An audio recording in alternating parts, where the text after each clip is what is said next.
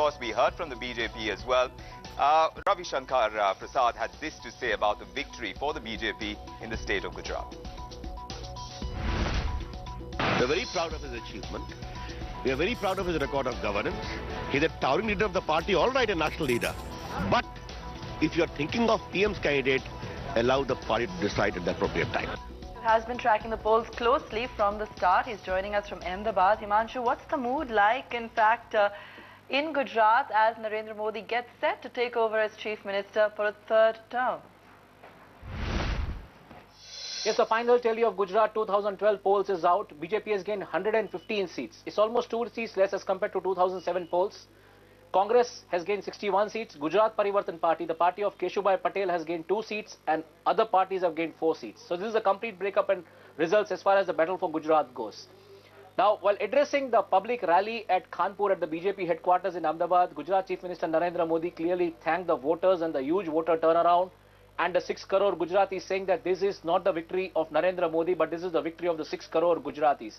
He said for next 5 years, the agenda and the thrust is going to be development, and he will keep no stone unturned to make Gujarat one of the world-class states. As the mood and momentum was building, the crowd was clearly shouting and cheering the words Delhi and PM. But the statesman Narendra Modi did not utter a single word about his political ambition, but instead he laughed out, saying that he would visit one day at Delhi on 27th just to meet the party workers and the people over there. One of the important developments which has surfaced up today, which is being eyed by the political pundits and political gurus, is that Gujarat Chief Minister Narendra Modi met his political guru, Shri Keshubhai Patel. What kind of political ramifications this meeting would have is a call of the future. The swearing-in ceremony for the Chief Minister's position is scheduled on 25th December, Tuesday. But the top priority agenda, which is there, what is learned from the sources in the BJP and the government, is Vibrant Gujarat 2013. As the momentum for the Vibrant Gujarat 2013 kicks off, we'll keep you updated and posted on the same. Back to you. Well, yes, but now the verdict on Gujarat notwithstanding, the Congress is interpreting these results in a rather different way. The Finance Minister P. Chidambaram has spoken, and he's saying that gaining voting share in Gujarat was actually a victory for the Congress. Hear him out. Congress is the winner.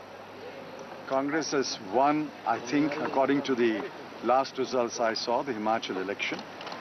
And in Gujarat too, in my view, Congress is the winner. Congress has gained several seats, and the BJP has been contained, the last numbers I saw, below 117. If the BJP does not cross 117 and the Congress has improved its tally, Congress is a clear winner in Gujarat too. Meanwhile, in Himachal Pradesh, the BJP has conceded defeat in the state elections. The Congress is set to return to power, with the party winning 36 seats, while the ruling BJP is leading in 26 seats.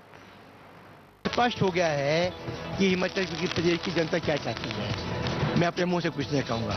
यदि ये मुख्यमंत्री की जिम्मेदारी मेरे पर सौंपी जाएगी, मैं उसका बखूबी निर्वहन करूँगा। Those were the political stories we are tracking here on Final Word, and those elections, as far as the results are concerned, now the cat's out of the bag, really. We'll see where it goes from here.